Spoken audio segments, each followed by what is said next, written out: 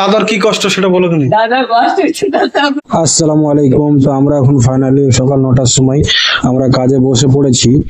তো সাথে আমাদের 3 জন আছে আমাকে হেল্প করছে। তো আমি এই প্যান্টটা যখন করতে যাই না তখন আমাকে হেল্প করতে 3-4 জন লাগে, আবার লাস্টে একজনের টাকা মেরে দেয়। তো আমি একাই কাজ করবো কিন্তু 4-5 জন সাথে আমার হেল্প করতে লাগবে। তো মামু বললো আমাকে চশমাটা পরতে। তো আজকে মামু বললো যে চশমাটা পরে তুমি ব্লগটা চালু করো। তো সেই জন্য আমি চশমাটা পরে ব্লগটা চালু করতে লাগলাম। তো এখন আমাদের কিন্তু নাস্তা খাওয়ার টাইম হয়ে গেছে, মানে ডাইরেক্ট আমি সন্ধ্যে 6টার সময় ভিডিও করছি।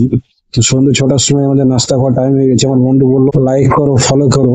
তো আপনারা একটু লাইক করবেন, ফলো করবেন। আমি ভিডিও করছিলাম। তো এই দেখেন আমার চাচা আছে সাথে, আমার দাদু আছে সাথে, আর আরো আছে, সবাই মিলে নাস্তাটা করে নিলাম। নাস্তাটা করার পর আমরা কিন্তু আমাদের ছোট উস্তাকারের ছেলের সঙ্গে একটু মজাক মস্তি করে নিলাম। তোমার দাদু হ্যাঁ। দাদু শিখো, দাদুর কষ্ট, দাদু বিয়ে সাথে আর কি দিতে হবে। দাদি আমার ঘরে আছে, গাইস দেখো তোমার দাদুর বিয়ে দেবো। দাদার কি কষ্ট সেটা বলো তুমি। দাদার কষ্ট হচ্ছে, কষ্ট।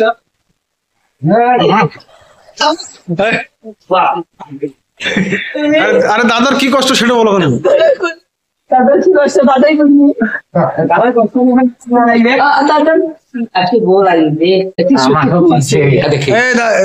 দাদা কি বুঝে দেখো দাদাকে।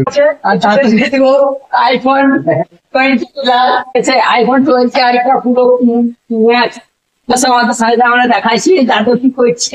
দাদু এখানে কাজ করছে, ঘন্টা করে কাঁচা তোলা বানিয়েছে। হাত দিয়েছে পাঁচায় দেখতেন চিন্তা রাখি কি কাজ চলেছে। দশকান চলে গেছে দাদির সঙ্গে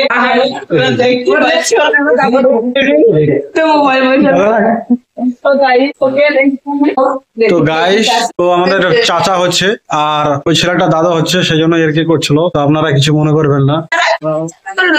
চালু চলে গেছে দাদু।